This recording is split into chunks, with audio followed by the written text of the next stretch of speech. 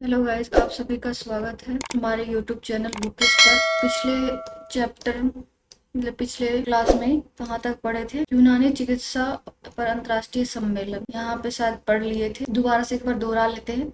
राष्ट्रपति ने यूनानी दिवस 11 फरवरी के अवसर पर केंद्रीय यूनानी चिकित्सा अनुसंधान परिषद द्वारा आयोजित यूनानी चिकित्सा पर अंतर्राष्ट्रीय सम्मेलन का आधिकारिक रूप से उद्घाटन किया।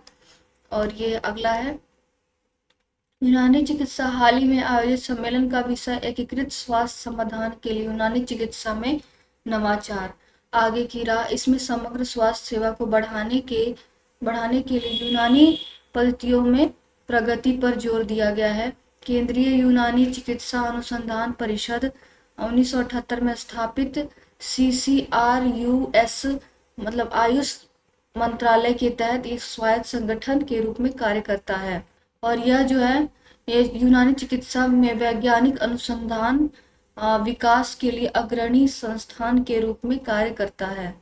और फिर है, अगला है, यूनानी चिकित्सा की उत्पत्ति के बारे में पढ़ेंगे। यूनानी चिकित्सा की जड़ें प्राचीन ग्रीस में है और इसे अरब और फारसी विद्वानों द्वारा आगे विकसित किया गया है। ह्यूमरल सिद्धांत का अनुसरण करता है, जो बताता है कि शरीर का स्वास्थ्य चार ह्यूमरस के संतुलन पर निर्भर करता है: खून, कफ, पीला पित्त, काला पित्त।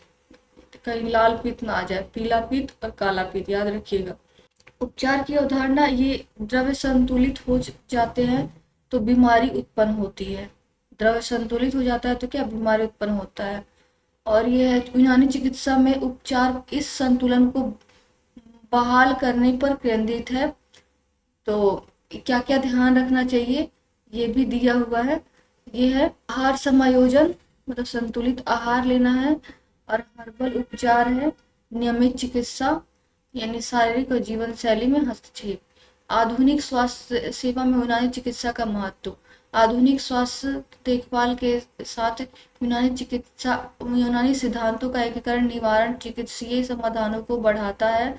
अनुसंधान और नवाचार समग्र कल्याण में इसकी प्रासंगिकता का विस्तार रखते हैं।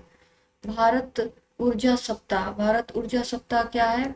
भारत ऊर्जा सप्ताह पढ़ते हैं। भारत ऊर्जा सप्ताह 2025 के दौरान भारत ने ऊर्जा सुरक्षा को मजबूत करने और आपूर्ति विविधीकरण का विस्तार करने के लिए कई रणनीतिक समझौतों पर ज्ञापन पर अंतिम रूप दिया है। ठीक है, ये मतलब भारत ऊर्जा सप्ताह मनाया जा रहा है कि भारत ने ऊर्जा सुरक्षा को मजबूत करना है। ठीक है, ऊर्जा सुरक्षा क्या करना है? मजबूत करना है। आपूर्ति विविधीकरण का विस्तार करने के लिए कई रणनीतिक समझौतों और समझौतों ज्ञापनों को अंतिम रूप दिया गया है। इसके तहत कई समझौते किए गए हैं।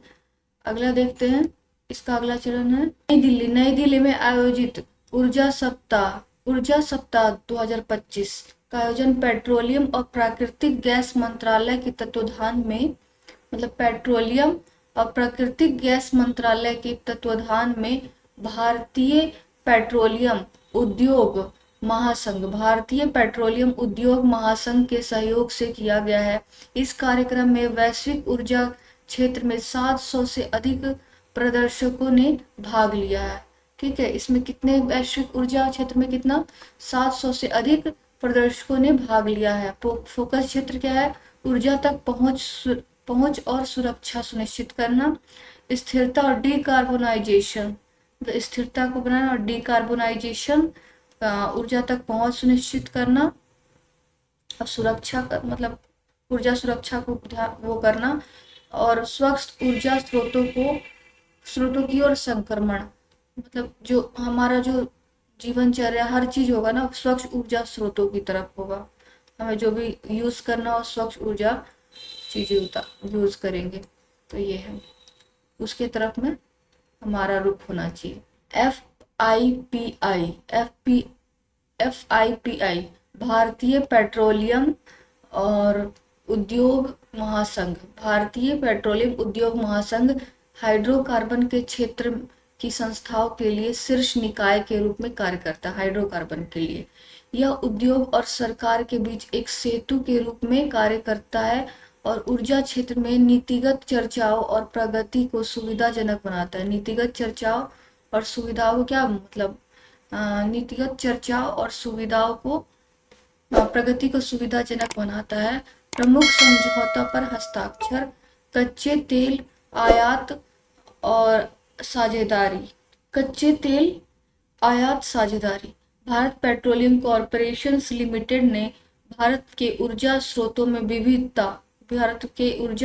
विविधता लाने के लिए 6 मिलियन बैरल कच्चे तेल के आयात हेतु पेट्राब्रास ब्राजील के साथ साझेदारी की है। पेट्राब्रास ब्राजील के साथ साझेदारी की है। भारत पेट्रोलियम कॉरपोरेशन लिमिटेड ने भारत के ऊर्जा स्रोतों में विविधता लाने के लिए, ऊर्जा स्रोतों में क्या विविधता लाने के लिए 6 मिलियन बैरल कच्चे तेल के आयात हेतु पेट्राब्रास ब्राजील के साथ साझेदारी की है। नवीकरणीय ऊर्जा के देखते हैं क्या है नवीकरणीय ऊर्जा पहल।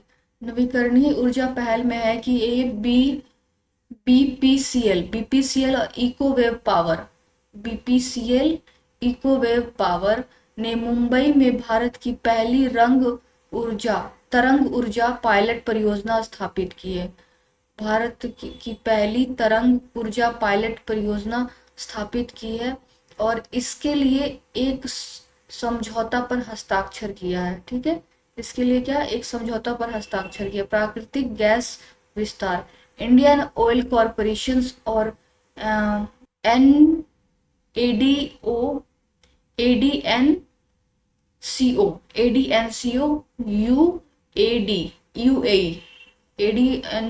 यूएई ने भारत को गैस आधारित अर्थव्यवस्था बदलने में सहायता देने के लिए 2026 से शुरू होकर 14 वर्षों के लिए 1.2 मिलियन मीट्रिक टन प्रति वर्ष एलएनजी के लिए $7 बिलियन के अनुबंध पर हस्ताक्षर किया है।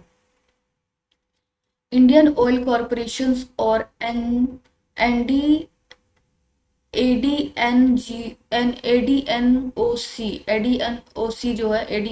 जो यूएई की है, ठीक है, और इंडियन ऑयल कॉरपोरेशन जो है भारत को गैस आधारित अर्थव्यवस्था पर बदलने के लिए 2026 से शुरू होकर 14 वर्षों के लिए 1.2 मिलियन मीट्रिक टन वर्ष प्रति एलएनजी के लिए $7 बिलियन के अनुबंध को हस्ताक्षर किया है।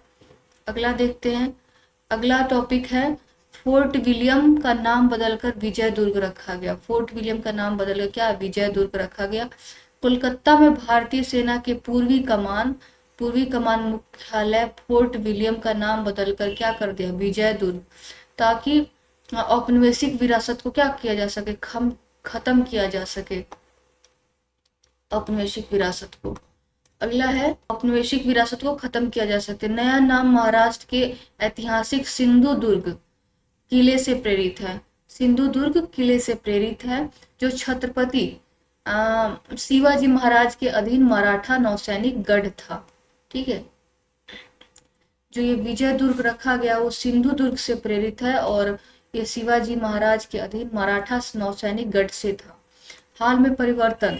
अब फोर्ट विलियम के अंदर किचनर हाउस का नाम बदलकर फील्ड मार्शल सैम मानेकशॉ सम्मान में मानेकशॉ हाउस कर दिया गया है। फील्ड मार्शल सैम मानेकशॉ के सम्मान में, फील्ड मार्शल थे जो कौन थे, सैम मानेकशॉ, इनके सम्मान में क्या कर दिया गया है, किचनर हाउस का नाम बदलकर मानेकशॉ हाउस कर दिया गया है। भारत की ऐतिहासिक विरासत को प्रतिबंधित करने के लिए सेंट जॉर्ज गेट का नाम बदलकर शिवाजी गेट कर दिया गया है। सेंट जॉर्ज का नाम बदलकर क्या कर दिया गया है, शिवाजी गेट। सेंट जॉर्ज नाम बदलकर शिवाजी गेट। फोर्ट विलियम के बारे में, कोलकाता में हुगली नदी के पूर्वी तट पर स्थित है। ठीक है, कहाँ स्थित है, कोलकाता में हुगली नदी के पूर्वी तट पर स्थित है फोर्ट विलियम। और ये है अगला है, क्या है, फोर्ट विलियम हुगली नदी के तट पर स्थित है। इसका नाम मूलतः इंग्लैंड के राजा विलियम तृतीय के नाम पर रखा गया था और इसका जो निर्माण है 1696 में सर जॉन गोल्ड्सबोरो बोरो गोल्ड गोल्ड्सबोरो के नेतृत्व में अंग्रेजों द्वारा किया गया था 1696 में। किसके द्वारा? गोल्ड्सबोरो के नेतृत्व में अंग्रेजों द्वारा किया गया था। 1707 ईस्वी में इसका निर्माण पूरा हुआ। और किलाबंद की घेराबंदी, जो कलकत्ता की घेराबंदी 1756 के क्षतिग्रस्त हो गया। सिराजुद्दौला ने अंग्रेजों को हराया था। ठीक है। प्लासी का युद्ध हुआ रॉबर्ट क्लाइव और 1858 और 1781 के बीच अपने वर्तमान स्थान इसका पुनर्निर्माण किया गया।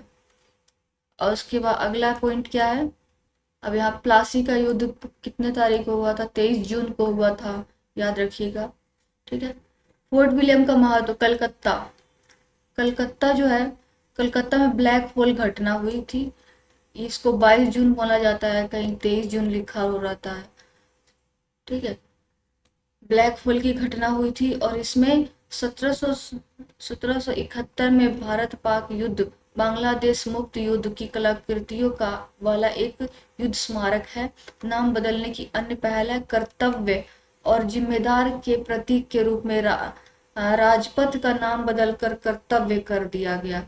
नाम बदलने का अन्य पहल में देखा जाए तो कर्तव्य जो राजपथ नाम था दिल्ली में, तो उसको क्या नाम कर दिया? कर्तव्य पथ। और भारत की सांस्कृतिक विरासत के सम्मान में पोर्ट ब्लेयर का नाम बदलकर श्री विजयपुरम नाम रख दिया गया। भारतीय नौसेना में 2022 में औपनिवेशिक प्रतीकों को हटाकर एक नया ध्वज अपनाया गया। ठीक है। क्या क्या? राजपथ का नाम बदल के कर्तव्य पथ, पोर्ट ब्लेयर का श्री विजयपुरम और फोर्ट विलियम का विजयदुर्ग और किचनर हाउस को करके मानेक सा हाउस कर दिया गया। और विश्वामित्र नदी और मगरमच्छ, ये विश्वामित्र नदी। अब देखते हैं विश्वामित्र नदी है क्या, तो देखते हैं ये है विश्वामित्र नदी जो है ये गुजरात, हाल में गुजरात सरकार ने वडोदरा में विश्वामित्र नदी में मगरमच्छों की जनगणना की है। इस सर्वेक्षण का उद्देश्य जो है मगर या मगरमच्छ की आबादी का आकार निर्धारित करना, जिसे दलदली और मगरमच्छ क्रोकोडाइल्स पैल्ट्रिक्स के रूप में जाना जाता है। मतलब जो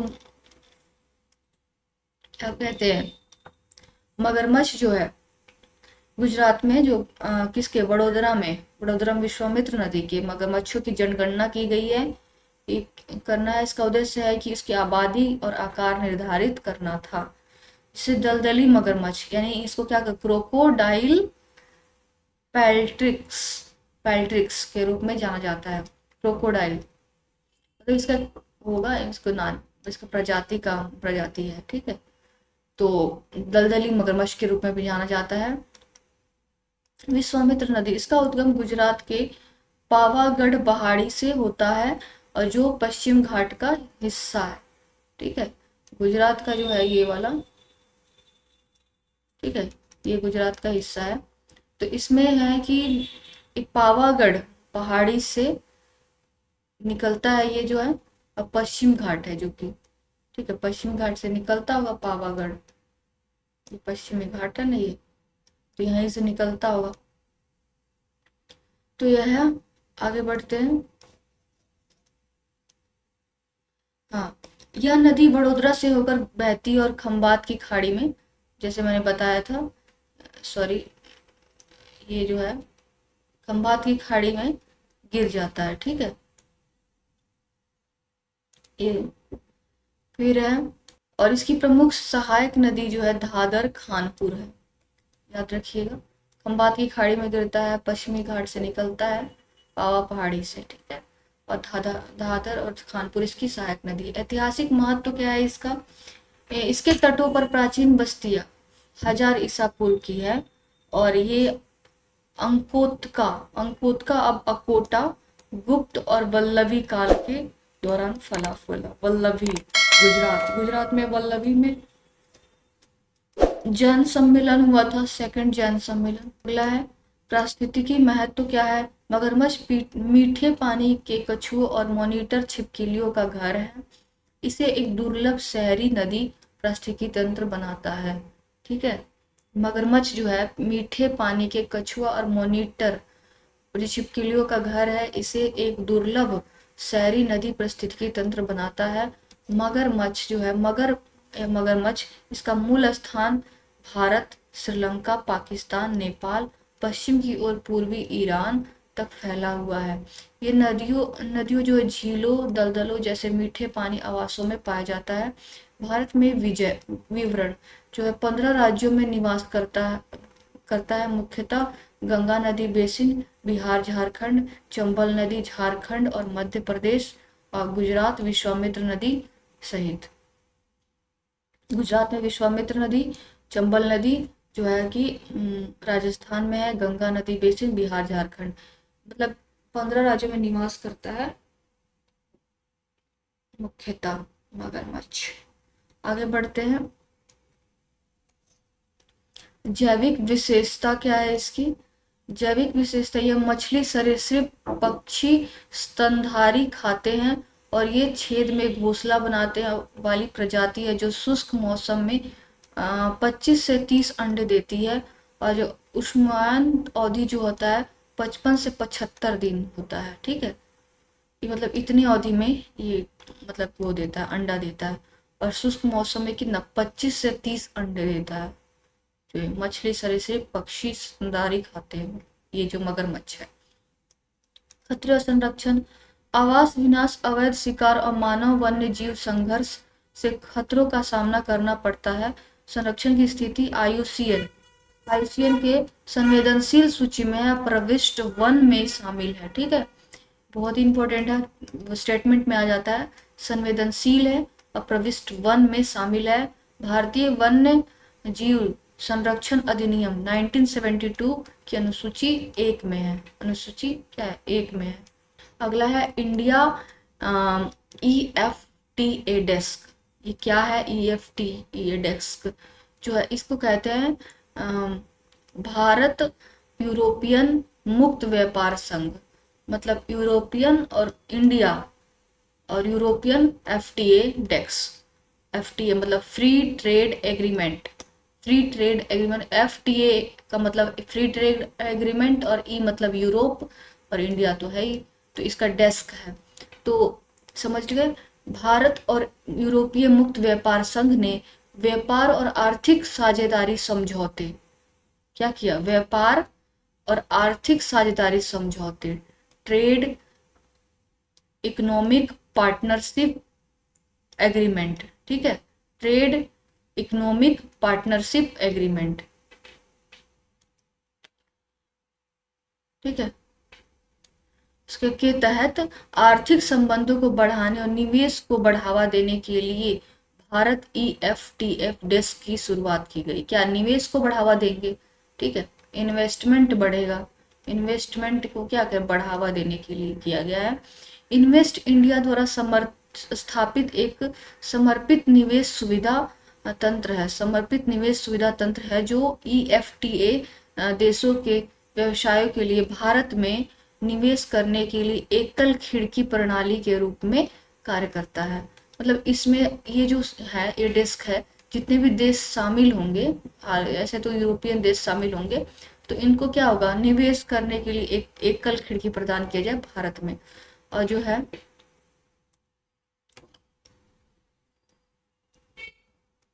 अगला है, आगे बढ़ते हैं। फिर है उद्देश्य क्या है? व्यापार और आर्थिक समझौते के लक्ष्यों का समर्थन करता है, जिसमें शामिल है 15 वर्षों में $100 बिलियन का FDI।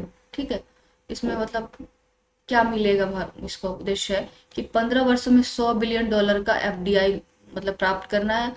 भारत में 10 लाख से अधिक प्रत्यक्ष नौकरियों का सृजन करना है, 10 लाख से अधिक नौकरी सृजन करना। और क्या बोलते हैं, 15 वर्षों में कितना? 100 बिलियन डॉलर, $100 बिलियन को क्या करना है? प्राप्त करना है। और TEPA के अंतर्गत बौद्धिक संपदा अधिकार प्रतिबद्धता को बढ़ावा देता है। मेक इन इंडिया आत्मनिर्भर भारत पहलों के मेक इन इंडिया और आत्मनिर्भर भारत पहलों के साथ तालमेल बिठाने और प्रौद्योगिकी सहयोग को मजबूत करना है। मेक आत्मनिर्भर पहलों के साथ तालमेल बैठाएगा, मतलब कि मेक इन इंडिया आत्मनिर्भर पहलों के साथ तालमेल बैठाकर प्रौद्योगिकी सहयोग को क्या करना है, मजबूत करना है। अगला है Bharat FTA. Bharat FTA, EFTA और टीईपीए, मतलब टी मतलब क्या, trade economic partnership agreement, trade economic partnership agreement ये जो है 25 मार्च 2024 में एक व्यापार मुक्त समझौता पर हस्ताक्षर किए गए। यूरोपीय मुक्त व्यापार संघ जो है के बारे में जान लीजिए पहले। स्टॉकहोम कन्वेंशन 1960 के तहत गठित एक अंतर सरकारी संगठन है। स्टॉकहोम कन्वेंशन किसके तहत, स्टॉकहोम कन्वेंशन के तहत गठित एक अंतर सरकारी संगठन है। और सदस्य कौन है, आइसलैंड, लिechtenstein, नॉर्वे, स्विट्जरलैंड। आइसलैंड, लिechtenstein, नॉर्वे, स्विट्जरलैंड, याद रखिएगा, आइसलैंड, लिechtenstein, नॉर्वे, स्विट्जरलैंड। भारत और ईएफटीए व्यापार संबंध। यूरोपीय संघ, अमेरिका, ब्रिटेन, चीन के बाद भारत ईएफटीए का 5वां सबसे बड़ा व्यापारिक साझेदार है। किसके बाद सबसे बड़ा कौन है, यूरोपीय संघ, यूरोपीय यूनियन। फिर कौन सा है, यूरोपीय यूनियन है। और उसके बाद कौन है,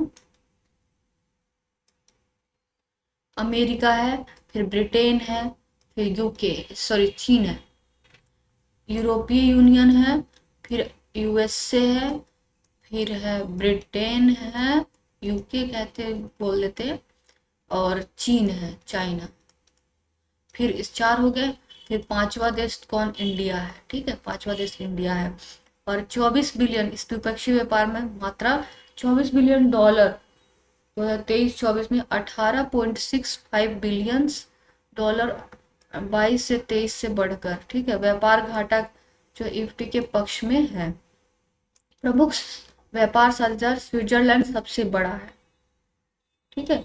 उसके बाद नॉर्वे है, भारत के साथ देखा जाए तो स्विट्जरलैंड सबसे बड़ा है। फिर उसके बाद है नॉर्वे। आगे बढ़ते हैं। फिर है नारी अदालत कार्यक्रम। नारी अदालत कार्यक्रम है क्या, देख लेते हैं। भारत सरकार द्वारा नारी अदालत कार्यक्रम की पहुंच बढ़ाने के लिए विभिन्न राज्यों और केंद्र शासित मतलब 28 राज्य और 8 यूटीज से प्रस्ताव मांग रही है। नारी अदालत मिशन की संबल उप योजना के तहत स्थापित एक वैकल्पिक क्या है, विवाद समाधान मंच है। संबल उप योजना के तहत क्या है, वैकल्पिक विवाद समाधान मंच है। मतलब एक विवाद को, कोई विवाद होता है उसका समाधान का मंच है ये। कौन सा, एक कार्यक्रम के तहत, ठीक है, संबल के तहत किया गया है। यह ग्राम पंचायत स्तर पर कार्य करता है, ठीक है, ग्राम पंचायत स्तर पर कार्य करता है। ये घरेलू हिंसा, दहेज, बाल हिरासत जैसे विवादों का निपटारा करता है, ठीक है। और ये महिलाओं को सुलभ न्याय प्रदान करने की बातचीत, मध्यस्थता, सुलह पर जोर दिया है। एक ग्रामीण स्तर पर काम करेगा, घरेलू हिंसा जैसे होता है, बाल हिरासत होता है, इन छोटे मोटे जो मामलों का निपटारा करेगा। मतलब महिलाओं को सुलभ न्याय मिल सके, न्याय सुनिश्चित हो सके, इसलिए है ये। और क्या है, ये संरचनात्मक कार्यक्रम है। ये ग्राम पंचायत द्वारा मनोनीत 7 से 11 न्याय सखिया शामिल है। 7 से 11 न्याय सखिया शामिल है। पायलट पहल, ये असम, जम्मू कश्मीर में 50-50 ग्राम पंचायतों में शुरू की गई थी। ठीक है, पायलट पहल। सदस्य ग्राम पंचायत द्वारा उन्होंने 7 से 11 सखिया होगी, मतलब इनको मतलब 7 से 11 महिलाएं होगी इसके सदस्य जो है, और इनको मतलब न्याय सखिया कहा जाएगा। पायलट पहल असम जम्मू कश्मीर में 50-50 ग्राम पंचायतों शुरू की गई है। भविष्य में विस्तार क्या है, व्यापक क्रियान्वयन के लिए अन्य राज्यों में विस्तार की योजना है। मिशन शक्ति और उनकी उप योजना संबल महिला सुरक्षा संरक्षण। अब संबल है क्या, इसके देख लेते हैं। संबल जो है ये आपातकालीन सहायता के लिए वन स्टॉप सेंटर है। ठीक है, आपातकालीन अगर कोई आपात की स्थिति हो जाता है, कोई इमरजेंसी में, वन स्टॉप सेंटर है। तत्काल सहायता के लिए महिला हेल्पलाइन है। लैंगिक समानता को बढ़ावा देने के लिए बेटी बचाओ बेटी पढ़ाओ, मतलब ये भी है इसमें। और समुदाय आधारित विवाद समाधान के लिए नारी अदालत है। ठीक है, समर्थ महिला सशक्तिकरण के लिए, मातृत्व लाभ के लिए प्रधानमंत्री मातृत्व वंदना योजना, प्रधानमंत्री मातृत्व वंदना योजना।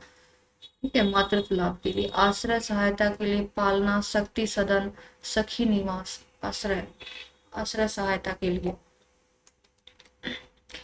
पालना, बच्चों के लिए पालना पालेंगे शक्ति सदन में, शक्ति मतलब महिला, सदन मतलब उनका निवास करने का स्थान, सखी सदन।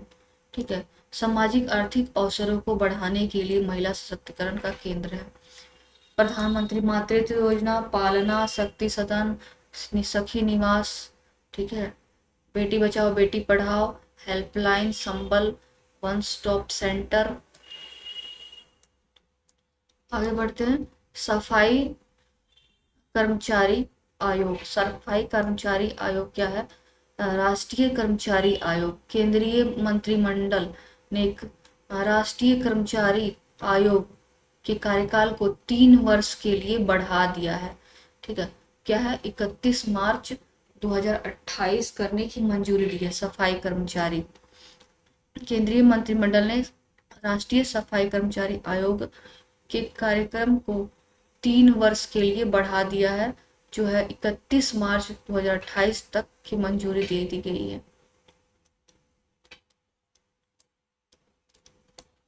अगला है इसका ही, ये जो है एनसीएसके जो है, एनसीएसके अधिनियम 1993 के तहत 1994 में स्थापित, बाद में 2004 में सामाजिक न्याय और अधिकारिता मंत्रालय, सामाजिक न्याय और अधिकारिता मंत्रालय, सामाजिक न्याय और अधिकारिता मंत्रालय के तहत एक गैर संवैधानिक निकाय में परिवर्तित हो गया।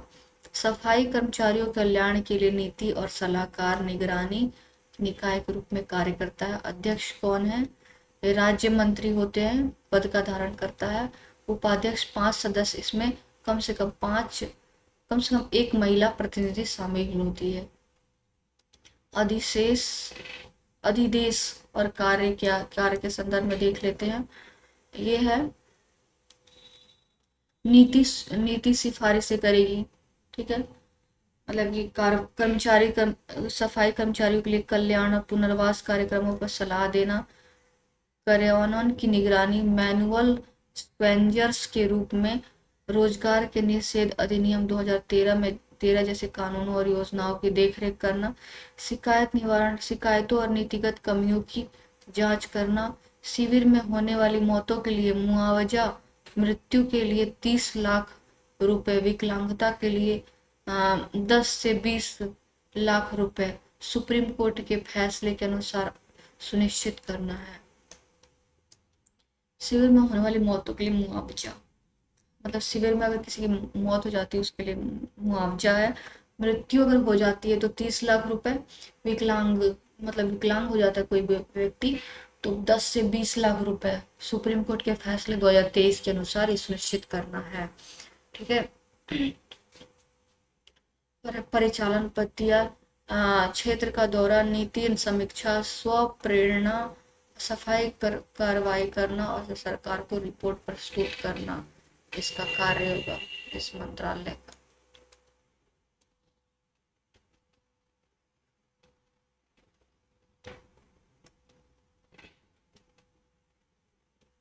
सफाई कर्मचारियों के लिए योजनाएं जो थी, नमस्ते योजना, सेफ्टी टैंक, श्रमिकों की पहचान करना और उनको आयुष्मान भारत के अंतर्गत सुरक्षा प्रशिक्षण, सुरक्षात्मक उपकरण, स्वास्थ्य बीमा प्रदान करना है। मतलब नमस्ते योजना का उद्देश्य यही था। फिर है राष्ट्रीय सफाई कर्मचारी वित्त और विकास निगम। सफाई कर्मचारी उनके परिवारों के सामाजिक आर्थिक उत्थान के लिए, ठीक है, रियायती ऋण और वित्तीय सहायता प्रदान करता है। रियायती ऋण और वित्तीय सहायता प्रदान करता है सफाई कर्मचारी और उनके परिवारों के सामाजिक आर्थिक उत्थान के लिए। राष्ट्रीय सफाई कर्मचारी वित्त मतलब कि उसका आर्थिक उत्थान करेगा, विकास मतलब उसके सामाजिक उत्थान करेगा। अगला देखते हैं कौन सा टॉपिक है, बिम्स्टेक युवा शिखर सम्मेलन 2025। बिम्स्टेक युवा शिखर सम्मेलन 2025 जो गुजरात के गांधीनगर में पहली बार बिम्स्टेक युवा शिखर सम्मेलन का आधिकारिक रूप से शुभारंभ किया है। और इस कार्यक्रम का मुख्य उद्देश्य क्या है? मुख्य उद्देश्य है कौशल विकास, उद्यमिता, सदस्य देशों के बीच क्षेत्रीय सहयोग को मजबूत करना है। कौशल विकास, उद्यमिता, सदस्य देशों के बीच क्षेत्रीय सहयोग को क्या करना है? मजबूत करना है। कौशल विकास करना है और उद्यमिता और सदस्य देशों के बीच सहयोग को मजबूत करना है। इसका फोकस बिंदु क्या है? तो ये है, थीम है बिम्स्टेक के भीतर आदान प्रदान के लिए युवा एक सेतु के रूप में। बिम्स्टेक के भीतर आदान प्रदान के लिए युवा एक सेतु के रूप में है। इस बात को मान्यता दी गई है कि बिम्स्टेक की 1.8 बिलियन आबादी में से 60% से अधिक युवा है।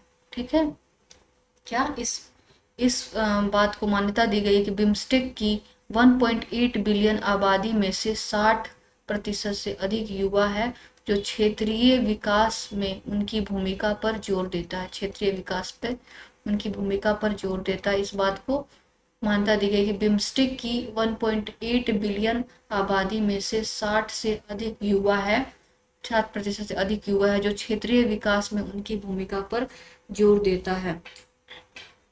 2047 तक विकसित राष्ट्र बनने के भारत के दृष्टिकोण पर प्रकाश डाला गया। इस यात्रा में युवाओं की भागीदारी पर जोर दिया गया है। मतलब विकसित भारत में युवाओं की भागीदारी पर जोर दिया गया है। और जो है बिम्स्टेक की 1.8 बिलियन आबादी में से 60% से अधिक जो है क्या है? युवा वर्ग है। ठीक है, तो इसलिए क्षेत्रीय विकास में उनकी भूमिका पर जोर दिया गया, क्योंकि उनकी जनसंख्या ज्यादा है।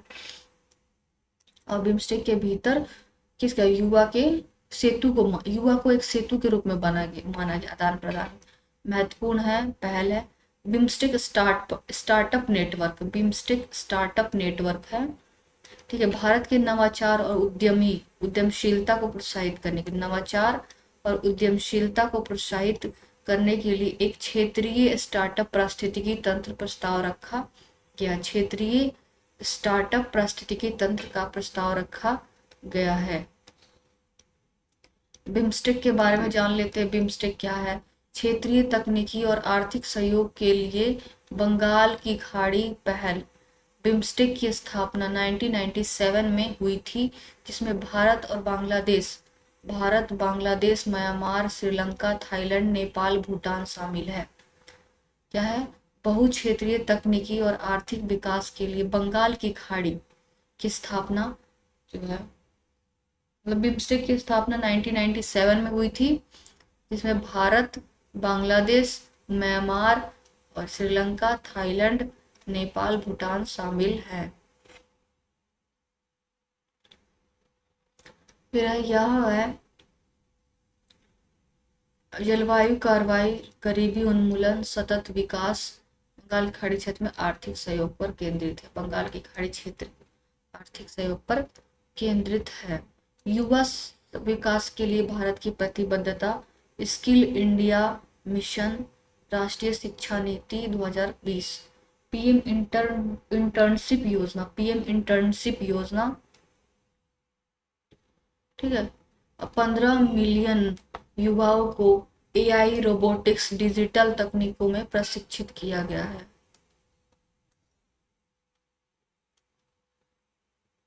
भारत में दुनिया का तीसरा सबसे बड़ा स्टार्टअप इकोसिस्टम, इस जिसमें 1,57,000 स्टार्टअप है, जिनमें से लगभग आधे का नेतृत्व महिलाएं द्वारा किया जाता है।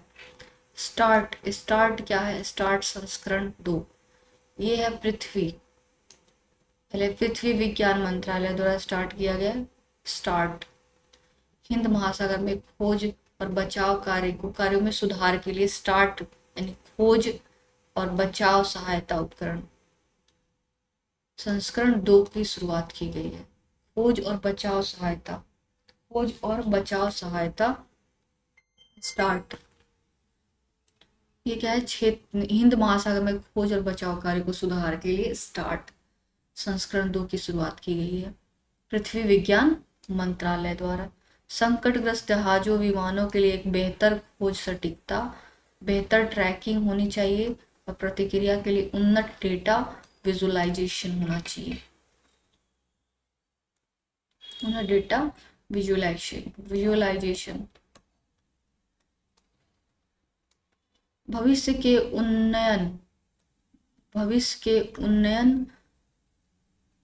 उन्नयन में सतह की धारा, भविष्य के उन्नयन में सतह की धारा, हवा की भविष्यवाणी में उच्च परिशुद्धता शामिल है। स्टार्ट के बारे में, स्टार्ट खोज और बचाव सहायता उपकरण है।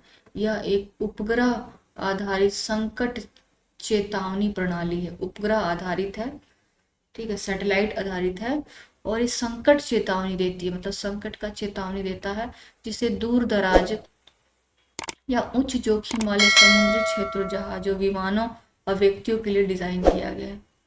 उच्च जोखिम वाले समुद्री क्षेत्रों में जहाजों, विमानों, व्यक्तियों के लिए क्या डिजाइन किया गया है? स्टार्ट को खोज, मतलब खोज करेगा कि भाई कोई चेतावनी, मतलब कोई तो संकट तो नहीं आने वाला, और फिर बचाव कार्यक्रम भी, बचाव में भी सहायता उपकरण है। ये उपग्रह आधारित है, संकट चेतावनी प्रणाली है, जिसे दूर दराज या जोखिम वाले समुद्री क्षेत्रों में जहाजों और विमानों और व्यक्तियों के लिए क्या डिजाइन किया गया है।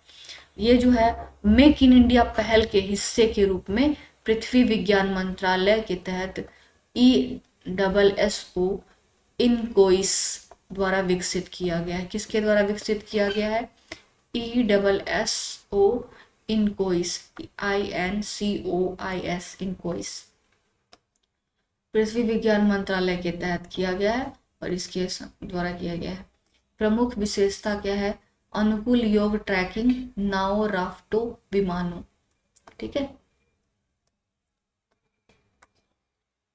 अब ये देख लेते हैं अनुकूल योग ट्रैकिंग, नाव जो हो गया, राफ्टों, विमानों, व्यक्तियों सहित 60 प्रकार की वस्तुओं पर नजर रखता है, मतलब एक साथ सटीक पूर्वानुमान लगाता है। खोज क्षेत्रों का 10 दिनों तक का पूर्वानुमान लगाने के लिए हवा, समुद्री धारा और बहते हुए ब्याहों का उपयोग करता है, ठीक है।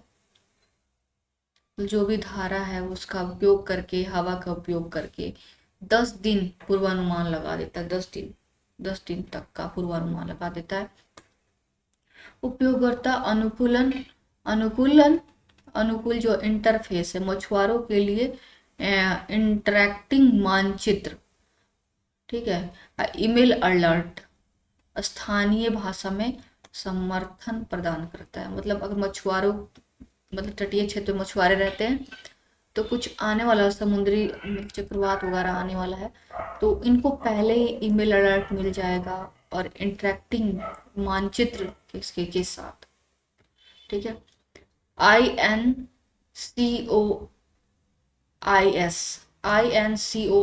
और इसका योगदान क्या है? INCOIS क्या होता है? इंडियन नेशनल भारतीय राष्ट्रीय महासागर सूचना सेवा केंद्र। आई से हो गया क्या? इंडियन नेशनल कम्युनिकेशन, ओशियन, फिर सर्विस। ठीक है। फिर एक अग्रणी सुनामी सेवा प्रदान करता है जिसे यूनेस्को द्वारा मान्यता दी गई है। तो इसको यूनेस्को द्वारा मान्यता दी गई है। किसको? भारतीय राष्ट्रीय सूचना, भारतीय राष्ट्रीय महासागर सूचना सेवा केंद्र, महासागर सूचना सेवा केंद्र। ठीक है। और ये आपदा प्रबंधन में उत्कृष्टता के लिए सुभाष चंद्र बोस आपदा प्रबंधन पुरस्कार 2025 से सम्मानित किया गया। इसको कौन से सम्मानित किया? सुभाष चंद्र बोस आपदा प्रबंधन पुरस्कार 2025 संस्थागत श्रेणी में।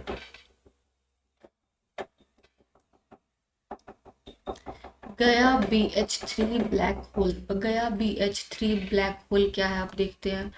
ये खगोलविद ने आकाश गंगाओं में अब तक पाए गए सबसे बड़े तारकीय द्रव्यमान वाले ब्लैक होल गया BH3 की पहचान की है, जो एक्विला तारामंडल में स्थित है। ठीक है। आकाशगंगा, खगोलविदों ने आकाशगंगा में अब तक पाए गए सबसे बड़े तारकीय द्रव्यमान वाले ब्लैक होल पाया है, जिसका नाम क्या है रखा गया? गया BH3।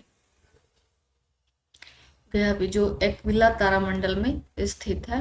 गया BH3 यूरोपीय अंतरिक्ष एजेंसी ने गया टेलीस्कोप द्वारा खोजा या तीसरा ब्लैक होल है। ठीक है। गया टेलीस्कोप द्वारा खोजा गया, इसलिए इसका नाम ही रख दिया गया गया BH3 ब्लैक होल। ठीक है। तीसरा ब्लैक होल है, यूरोपीय एजेंसी है, यूरोप की एजेंसी है। पिछली खोजों में गया BH1 2022 में और गया BH2 2023 में, और 2025 में कौन? गया BH3। 22 में BH1, 23 में BH2 और 25 में BH3। और गया BH3 की विशेषता के बारे में देखते। विशेषता क्या है इसकी? ये है इसका द्रव्यमान जो है सूर्य से 33 गुना है। ठीक है, बहुत बड़ा है। और इसे आकाश गंगा में सबसे विशाल तारकीय द्रव्यमान ब्लैक होल बताना है। ठीक है।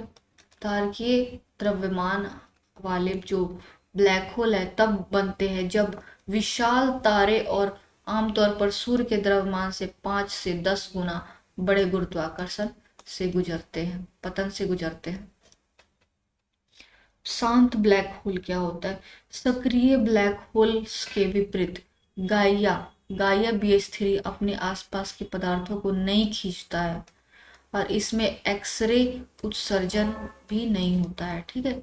अधिकांश ब्लैक होल का पता गैस और धूल के छल्लों से निकलने वाली प्रकाश से चलता है। धूल के छल्लों से निकलने वाली प्रकाश से चलता है जो ब्लैक होल में गिरते हैं, लेकिन गया BH3 इसके बारे में कुछ नहीं जानता है। मतलब जो गया BH3 जो है ना, ये सक्रिय ब्लैक होल के विपरीत शांत ब्लैक होल है। ये खींचता उचता कुछ नहीं है। ठीक है। और ना ही एक्सरे उत्सर्जित करता है। अधिकांश ब्लैक होल का पता गैस और धूल के छल्लों से निकलने वाले प्रकाश से पता चलता है जो ब्लैक होल में गिरते हैं, लेकिन गया ब्लैक होल BH3 जो है इसके बारे में कुछ नहीं जानता है। महत्वपूर्ण जो महत्व है, वैज्ञानिक जो महत्व है क्या है इसकी? वर्ष 2020 तक का भौतिक का नोबेल पुरस्कार आइंस्टाइन के सापेक्षता के सिद्धांत के रूप में प्रमुख पहलू के रूप में ब्लैक होल निर्माण की पुष्टि के लिए दिया गया था। 2020 का भौतिकी नोबेल पुरस्कार आइंस्टाइन के सापेक्षता के सिद्धांत के लिए प्रमुख पहलू के रूप में ब्लैक होल निर्माण की पुष्टि के लिए दिया गया था। आकाशगंगा के केंद्र में अति विशाल सघन पिंडों की खोज ब्लैक होल भौतिकी के बारे में जानकारी मिलती है। अब देखते हैं अगला टॉपिक क्या है। बहुत कम दूरी वायु रक्षा प्रणाली। बहुत कम दूरी वायु रक्षा प्रणाली। रक्षा अनुसंधान विकास संगठन डीआरडीओ ने ओडिशा तट से दूर कम दूरी वाली वायु रक्षा प्रणाली के लगातार 3 उड़ान परीक्षण सफलतापूर्वक की है। 3 उड़ान किए हैं सफलतापूर्वक। इसमें है very short range air defence system. Very SOH का मतलब short range air defence system. Very short range air defence system एक मानव पोर्टेबल, क्या है, मानव पोर्टेबल मिसाइल प्रणाली है जिसे रिसर्च सेंटर इमारत RCI रिसर्च सेंटर इमारत और अन्य डीआरडीओ परियोजनाओं के सहयोग से विकसित किया गया है। यह एक हल्का है, इसे उच्च गति और सटीकता के साथ कम ऊंचाई वाले हवाई खतरों का मुकाबला करने के लिए डिजाइन किया गया। कम ऊंचाई वाले हवाई खतरों के लिए डिजाइन किया गया। क्या, very short range air defence missile किसने किया है? ये है उड़ीसा के तट पर हुआ है, लगातार 3 उड़ान किया है। विशेषता क्या है? ये रेंज जो है 8 किलोमीटर दूर के लक्ष्य को भेजने में सक्षम है और यह 4.5 किलोमीटर तक की ऊंचाई पर पड़ने वाली खतरों को बेअसर करता है। बेअसर ड्रोन जो है, हेलीकॉप्टर और कम उड़ान वाले विमानों के खिलाफ प्रभावी है। तीनों विमानों के लिए अनुकूलता सेना और नौसेना वायु सेना का उपयोग करके डिजाइन किया गया है। ठीक है, अगला पॉइंट क्या है?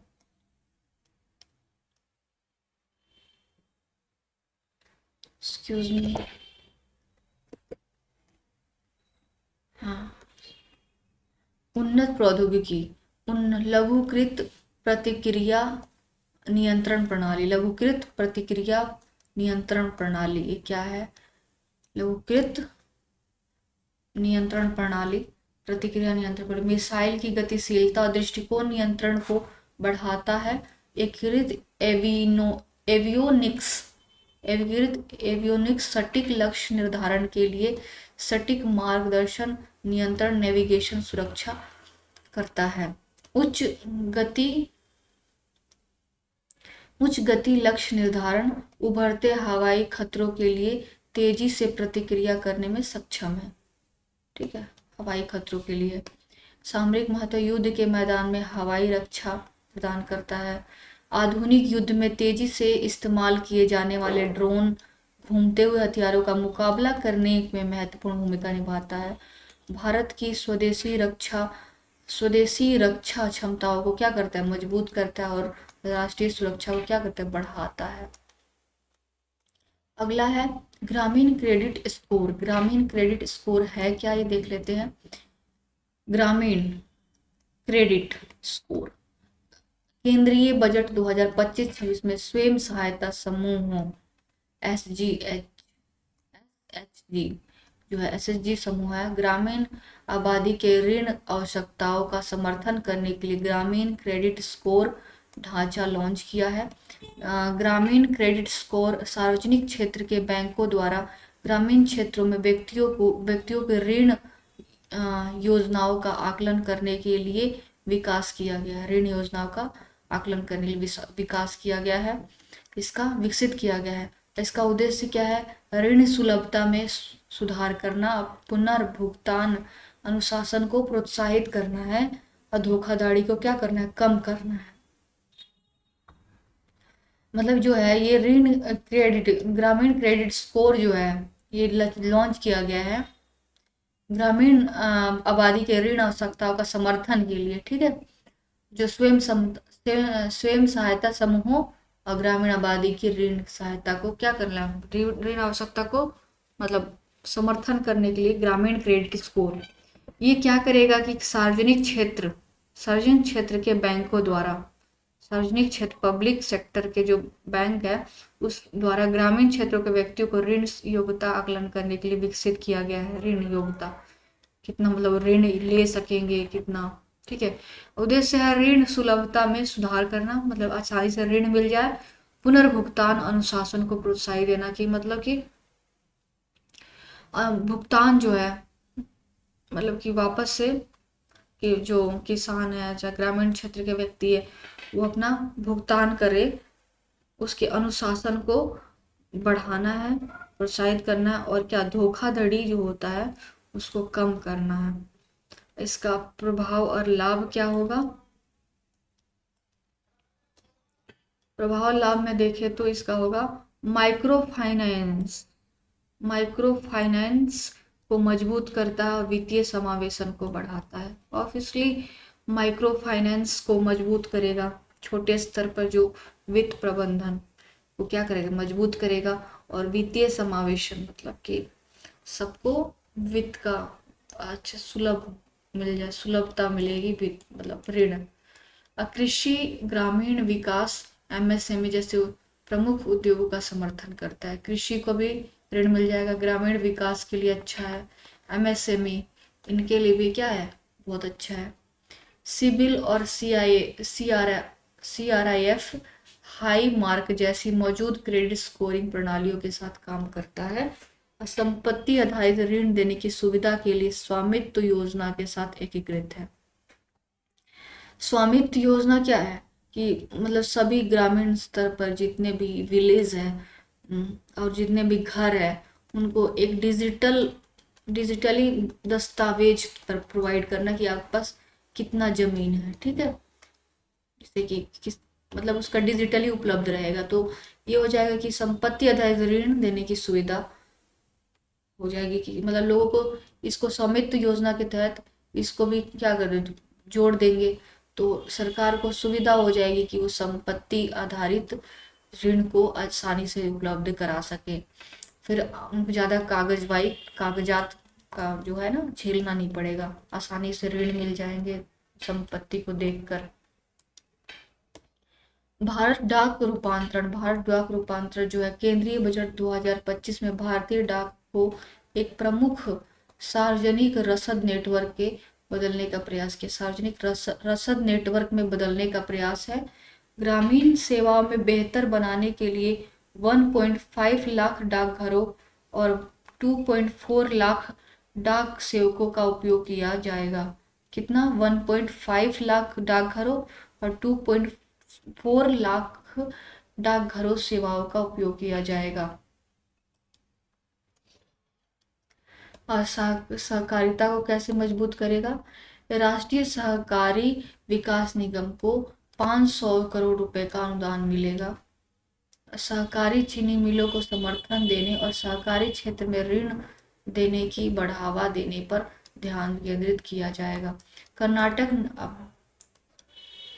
मतलब इससे सरकार सहकारिता को भी मिलेगा। मतलब 5-6 लोग हैं, एक चीज मतलब कोई भी चीज स्टार्ट करते, कोई बिजनेस, उसमें और लोग शामिल हो जाते हैं, तो ये क्या होता है, सहकारी हो जाता है, एक साझा हित होता है उनका एक। ठीक है, आगे बढ़ते हैं। कर्नाटक ने सम्मान पूर्वक मरने के अधिकार को मंजूरी दी। कर्नाटक ने, ठीक है, कर्नाटक ने सम्मानजनक मृत्यु के अनुरोध पर कार्रवाई करने के लिए अस्पतालों में मेडिकल बोर्ड की स्थापना को मंजूरी दी है। मतलब कि अब पहले जीवन जीने का स्वतंत्रता था, ठीक है, मतलब जीने का आज़ादी था, लेकिन सम्मान पूर्वक मरने का भी इन्होंने क्या समर्थन किया है। कर्नाटक में अनुरोधों पर के लिखा है, कर्नाटक ने सम्मानजनक मृत्यु के अनुरोधों पर कार्रवाई करने के लिए अस्पतालों में मेडिकल बोर्ड की स्थापना को मंजूरी दी है। ठीक है, कॉमन कॉज बनाम यूनियन ऑफ इंडिया मामले 2018 में सुप्रीम कोर्ट ने फैसले ने निष्क्रिय इच्छा मृत्यु की कानूनी वैधता को बरकरार रखा। मतलब सुप्रीम कोर्ट ने ये बोला था कि कौन सा मैं बोला था, कॉमन कॉज बनाम यूनियन ऑफ इंडिया मामले 2018 में सुप्रीम कोर्ट ने कहा था कि निष्क्रिय इच्छा मृत्यु जो है कानूनी वैधता को बरकरार रखा। मतलब कानूनी मतलब निष्क्रिय इच्छा मृत्यु, कोई इंसान जो है ना मतलब बहुत ही जी नहीं सकता और बहुत ही शिथिल पड़ा हुआ है, तो वो उनको मतलब कि इच्छा मृत्यु का भी अधिकार है, लेकिन ध्यान रहे कि आत्महत्या का अधिकार नहीं है। निष्क्रिय इच्छा मृत्यु में जीवन रक्षक उपचार को रोकना या वापस लेना शामिल है। इसमें प्राकृतिक मृत्यु हो जाती है। ठीक है, 2023 में सुप्रीम कोर्ट के आदेश ने 2000 अनुच्छेद 21 के तहत सम्मान के साथ मरने के अधिकार की पुष्टि की और निष्क्रिय इच्छा मृत्यु के लिए प्रक्रियाओं को सरल बनाया है। 2023 में सुप्रीम कोर्ट ने क्या आदेश दिया कि निष्क्रिय इच्छा मृत्यु जो है ना सम्मान के साथ मरने का अधिकार देता है, अनुच्छेद 21। ठीक है, सम्मान के साथ जीवन जीने का भी, सम्मान के साथ मरने का भी। सुप्रीम कोर्ट के दिशा निर्देश 2023, जीवन निर्वाह चिकित्सा की वापसी। जीवन निर्वाह चिकित्सा की वापसी मतलब जीवन निर्वाह चिकित्सा की वापसी। चिकित्सा नहीं दिया जाएगा तो इंसान का प्राकृतिक रूप से मृत्यु होगी। जीवन निर्वाह चिकित्सा वापसी जो है, अनुरोधों में चिकित्सा बोर्डों द्वारा समीक्षा आवश्यक है। ठीक है, प्राथमिक द्वितीयक बोर्ड मरीज की जीवन इच्छा के आधार पर मामलों का मूल्यांकन किया जाएगा। मतलब प्राथमिक और द्वितीयक चिकित्सा बोर्ड जो है, मतलब चिकित्सा बोर्ड एक बना जाएगा। ये डिफाइन ये करेगा ना कि कौन सा जो द्वितीय श्रेणी से मरा है इंसान व्यक्ति या प्रथम श्रेणी से, मतलब इन सब का ये सारी चीजें वो मतलब उसका समीक्षा करेगा। जीवित मरीज की जीवित इच्छा के आधार पर मामलों का मूल्यांकन करते हैं। Living will advance medical directive AMD, जीवित वसीयत व्यक्ति को जीवन के अंत में उपचार संबंधी प्राथमिकताओं को दस्तावेजित करने की अनुमति देती है। जीवित वसीयत व्यक्ति को जीवन के अंत में उपचार संबंधी प्राथमिकताओं को दस्तावेजित करने की अनुमति देती है, जिससे चिकित्सा निर्णयों में गरिमा सुनिश्चित की जा सके। ठीक है, जीवित वसीयत। ठीक है, जीवित वसीयत व्यक्ति को जीवन के अंत में उपचार संबंधी प्राथमिकताओं को दस्तावेजित करने की अनुमति देती है। इस प्रक्रिया में निम्नलिखित शामिल है। इसमें यह है कि उपचार करने वाले डॉक्टर, 2 मेडिकल बोर्ड, प्रत्येक में 3 चिकित्सक का अनुमोदन है। जिला स्वास्थ्य अधिकारी द्वारा नामित चिकित्सक अनुरोध का सत्यापन करता है और निकटतम रिश्तेदार की सहमति और प्रथम श्रेणी के न्यायिक मजिस्ट्रेट का अनुमोदन मतलब आवश्यक है इसमें। ठीक है, 3 शर्तें हैं इसमें।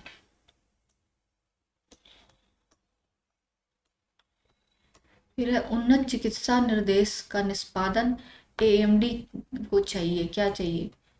एक AMD को चाहिए स्वस्थ मस्तिष्क वाले वयस्कों द्वारा निष्पादित किया जाना चाहिए। स्वास्थ्य देखभाल संबंधी निर्णयों के लिए कम से कम 2 प्रतिनिधि नियुक्त करें और डिजिटल रूप में कागज या दर्ज किए गए स्वास्थ्य रिकॉर्ड में रखा जाए। ठीक है, और यह अगला है गिलियन बैरे सिंड्रोम और BBE। क्या है ये गिलियन बैरो सिंड्रोम क्या है? और कौन सा राष्ट्रीय वाला कितना रह गया अब?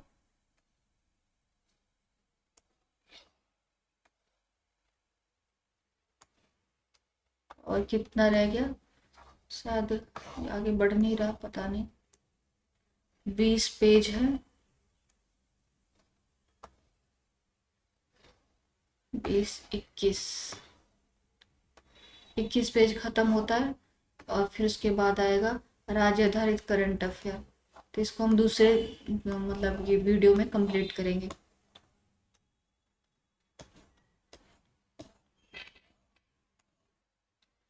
पढ़ते हैं हम सिंड्रोम जो है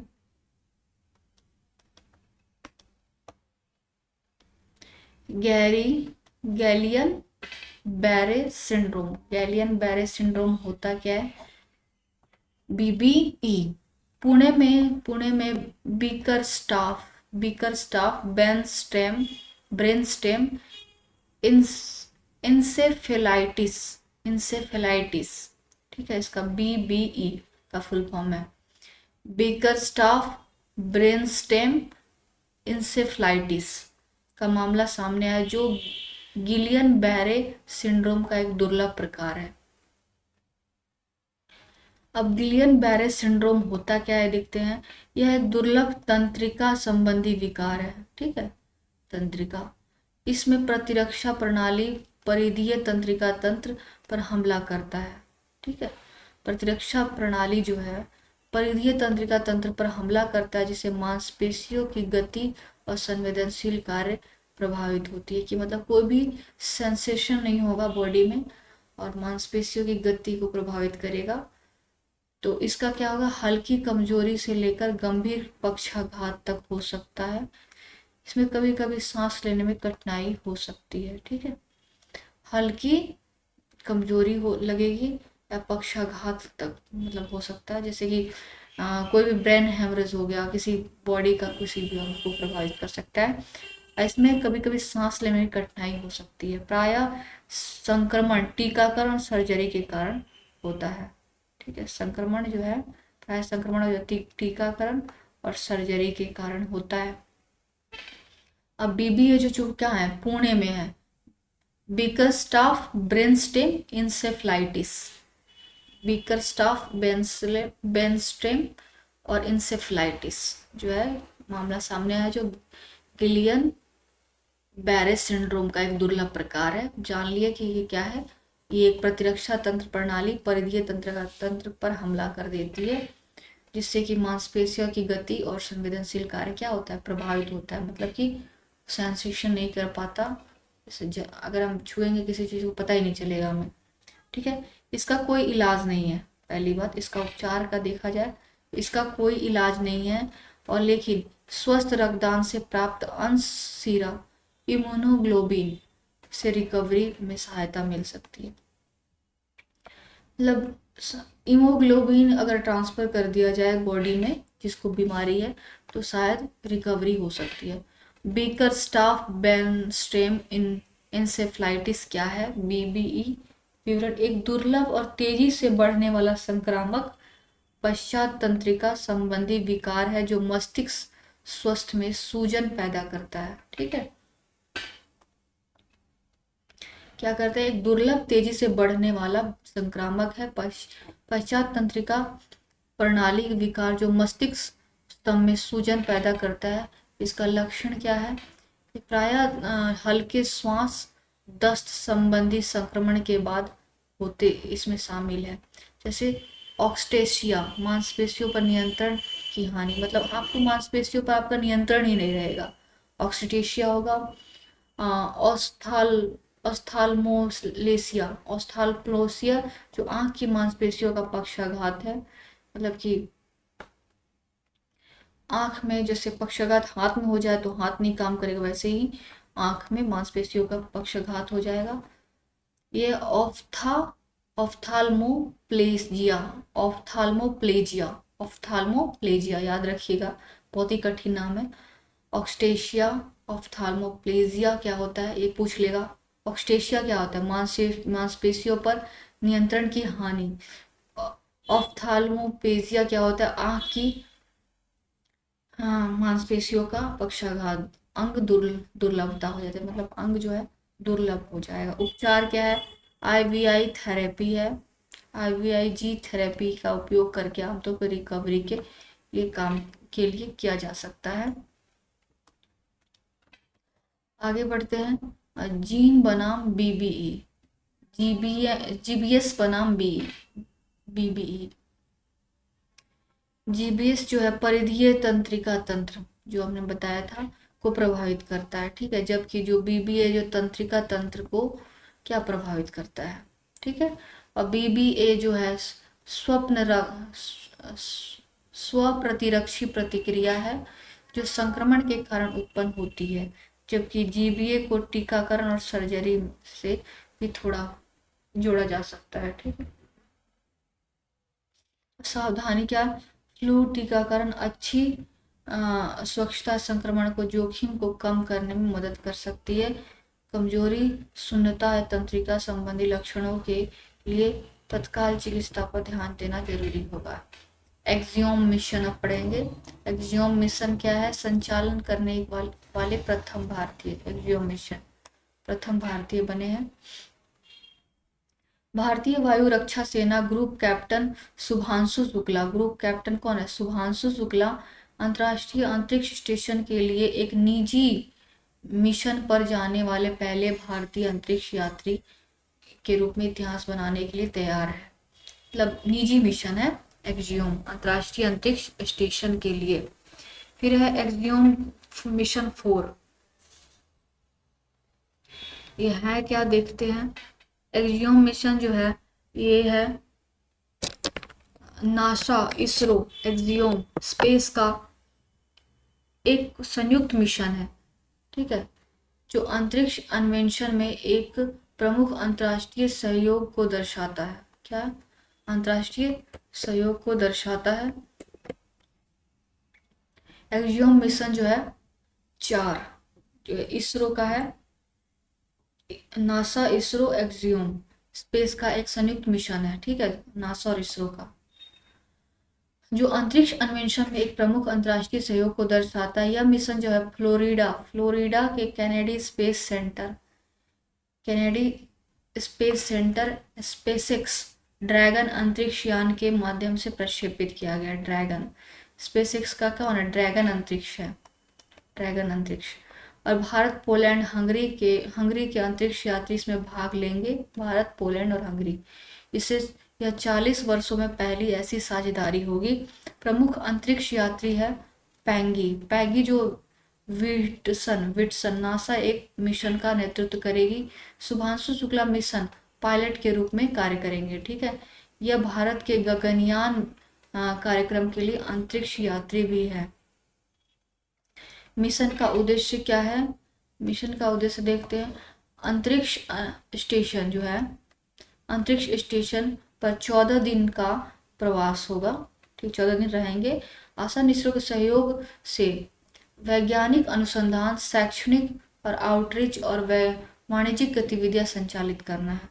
ये वैज्ञानिक अनुसंधान होगा, शैक्षणिक आउटरीच अध्ययन के दृष्टिकोण से, और वाणिज्यिक मतलब कि वहाँ पे अंतरिक्ष में मिनरल्स वगैरह ऐसा अगर है तो इन सब गतिविधियों के संचालित करना है। वाणिज्यिक गतिविधियाँ जैसे कि स्पेस स्टेशन बनाना वगैरह वगैरह बहुत सारी चीज़ें, पर्यटन वगैरह।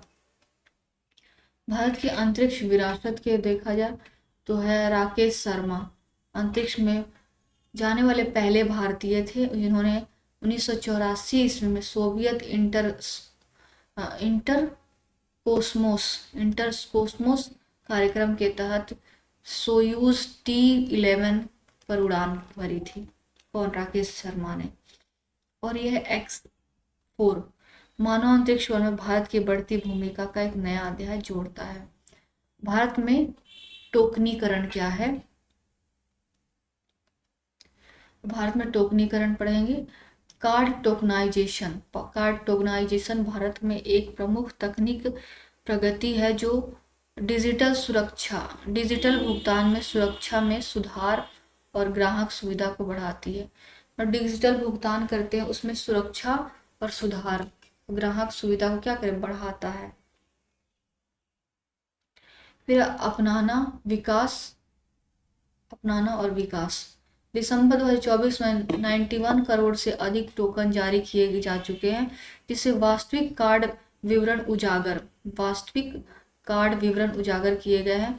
लगभग 98% ई कॉमर्स लेनदेन सुरक्षित हो गए हैं। 98% ई कॉमर्स लेनदेन सुरक्षित हो गए हैं। इससे डेटा उल्लंघन, वित्तीय धोखाधड़ी का जोखिम काफ़ी कम हो गया है, ठीक है। इसमें डेटा उल्लंघन, वित्तीय धोखाधड़ी का जोखिम कम हो गया है। टोकनाइजेशन क्या है? ये टोकनीकरण जो संवेदनशील कार्ड विवरणों का एक अद्वितीय टोकन से प्रतिस्थापित करता है, इससे सुरक्षित लेनदेन सुनिश्चित होता है, ठीक है। संवेदनशील कार्ड विवरणों को एक अद्वितीय टोकन से प्रतिस्थापित करता है, जो ठीक है, कार्ड विवरणों को क्या करता है? टोकन से मतलब कि टोकन की जगह लेता है, जिससे कि सुरक्षित लेनदेन सुनिश्चित होगा, ठीक है। टोकनाइजेशन के प्रकार क्या हो सकता है, ये देख लेते हैं हम।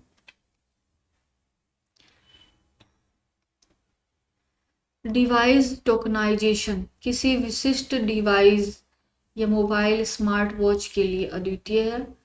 फिर ये कार्ड लोन फाइल टोकनीकरण बार बार किए जाने वाले लेन देन के लिए एक विशिष्ट व्यापारी के लिए अद्वितीय है। सुरक्षा लाभ क्या है?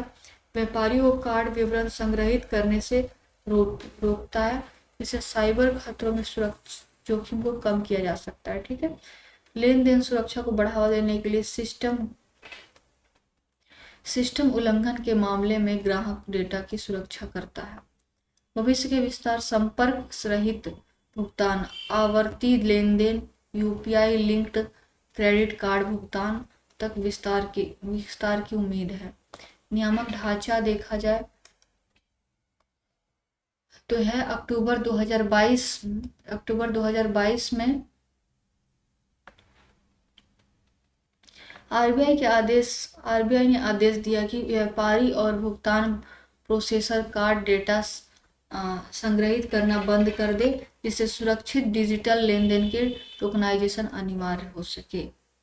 आरबीआई ने आदेश दिया कि व्यापारी और भुगतान प्रोसेसर कार्ड डेटा संग्रहित करना बंद कर दे, जिससे क्या हो जाए, डिजिटल लेन देन के टोकनाइजेशन अनिवार्य हो गया। अगला है जमा बीमा क्या है।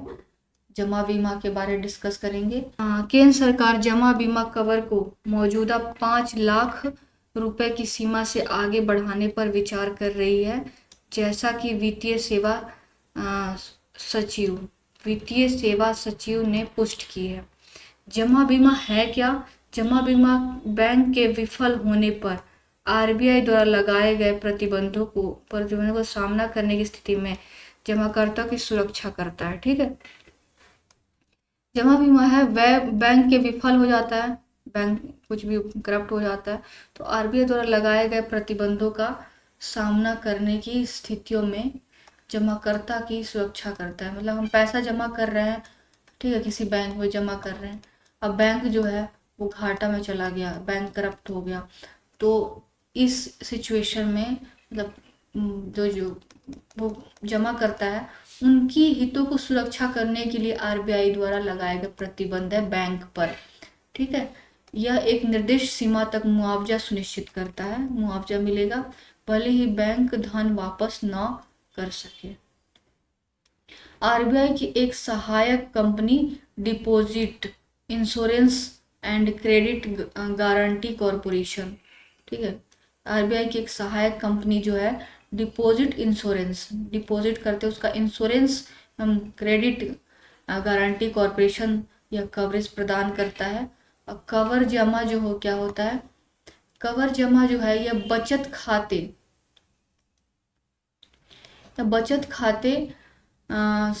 सावधि जमा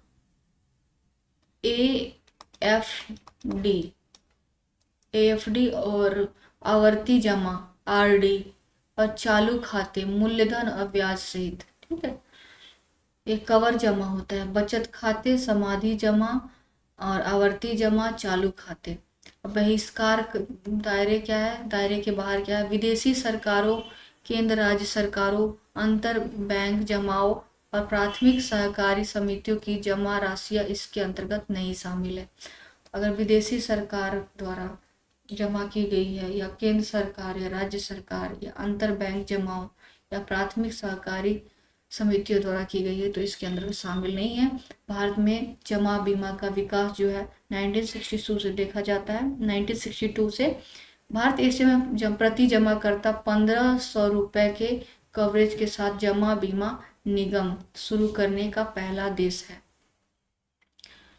मतलब भारत जो है एशिया में प्रति जमाकर्ता 1500 रुपए के कवरेज के साथ जमा बीमा निगम शुरू करने वाला पहला देश है। ठीक है, 1862 में। फिर है 1978 में 1962 था सॉरी, और 1978 में क्रेडिट गारंटी कॉरपोरेशन के साथ विलय कर क्या DICGC का गठन किया गया। DICGC का गठन किया गया क्रेडिट गारंटी कॉरपोरेशन के साथ विलय कर।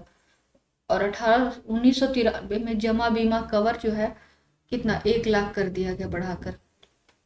2020 में PMC बैंक संकट के बाद सीमा बढ़ाकर 5 लाख कर दी गई और 2021 में बैंक प्रतिबंधों के 90 दिनों के भीतर भुगतान सुनिश्चित करने के लिए कानून में संशोधन किया गया। और DICGC क्या होता है, इसके कार्य क्या है? तो 1961 ईस्वी में DICGC अधिनियम 1961 के तहत RBI की पूर्ण स्वामित्व वाली सहायक कंपनियों के रूप में स्थापित वाणिज्यिक बैंकों, क्षेत्रीय ग्रामीण बैंकों, भारत में विदेशी बैंकों और सहकारी बैंकों को कवर करता है। ये जो है बैंक बीमा प्रीमियम का भुगतान करते हैं, जमाकर्ता से कोई शुल्क नहीं लिया जाता। बैंक विफल होने की स्थिति में 90 दिनों के भीतर जमाकर्ताओं का समय पर मुआवजा सुनिश्चित है। समय पर मुआवजा क्या है? सुनिश्चित है। फिर है पे आउट टाइमलाइन क्या है? मतलब ये 45 दिनों के भीतर बैंक बीमाकृत जमाकर्ताओं की सूची DICGC को प्रस्तुत करता है। ठीक है, 45 दिनों के भीतर। फिर है 90 दिनों के भीतर जो है DICGC प्रक्रिया करता है और बीमा राशि 5 लाख तक का भुगतान करता है। यदि बैंक का परिसमापन हो जाता है तो DICGC जो है बैंक परिसमापक से दावे प्राप्त करने के 2 महीने के भीतर भुगतान जारी कर देता है। जब RBI निकासी पर प्रतिबंध लगाता है तो जमाकर्ता अपनी बीमाकृत जमा राशि का दावा कर सकते हैं। बीमाकृत जमा राशि का अपना दावा कर सकते हैं। ठीक है, यहीं पे क्लास समाप्त करते हैं, वाइंड अप करते हैं। और आगे का जो है ये राज्य आधारित करंट अफेयर है, इसको भी हम कवर कर लेंगे। देखा जाए तो कितना हो गया, बहुत सारा, अभी 25 तक है। ठीक है, 25 तक का पेज है, राज्य आधारित है। उसके बाद है राष्ट्रीय घटनाक्रम है, ये भी होगा, कुछ पेज होंगे। चलिए अब इसी से बाइंड अप करते हैं क्लास, फिर मिलेंगे आपसे नेक्स्ट सेशन में। जय Hind. Thank you so much for watching this video.